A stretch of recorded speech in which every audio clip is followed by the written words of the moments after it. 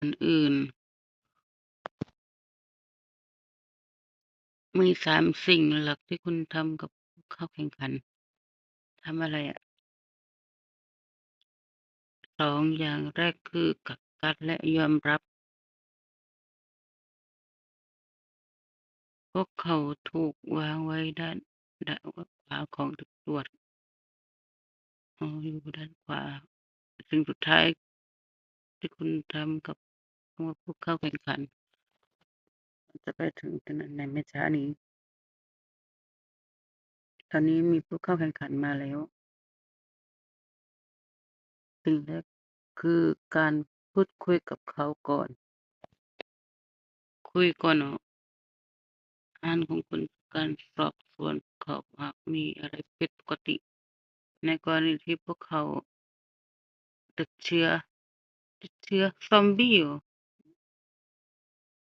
พวกเขาร่วมคำถาม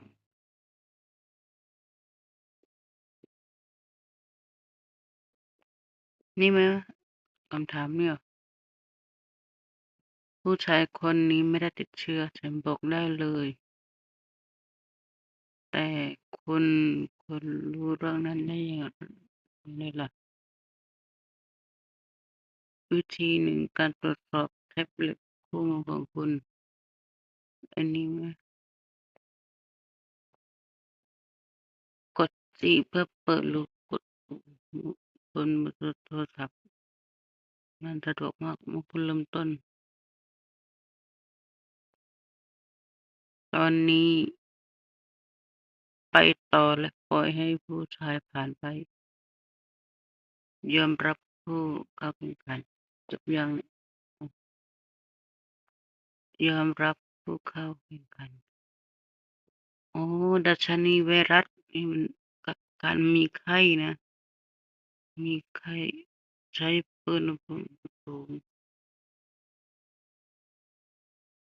มีไข้แล้วก็เป็นซอมบี้แล้วก็เป็นกรดอะลัดอะลัซเมียคริสตัลสัตว์มะเร็งแสงโอ้มีหลายแบบเลย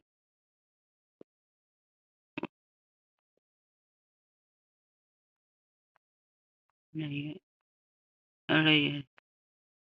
มืดไปหมดยอมรับผู้เข้า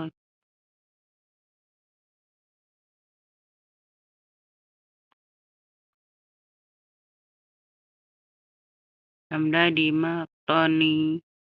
มายังที่ขั้นตอนต่อไปกันเถอะ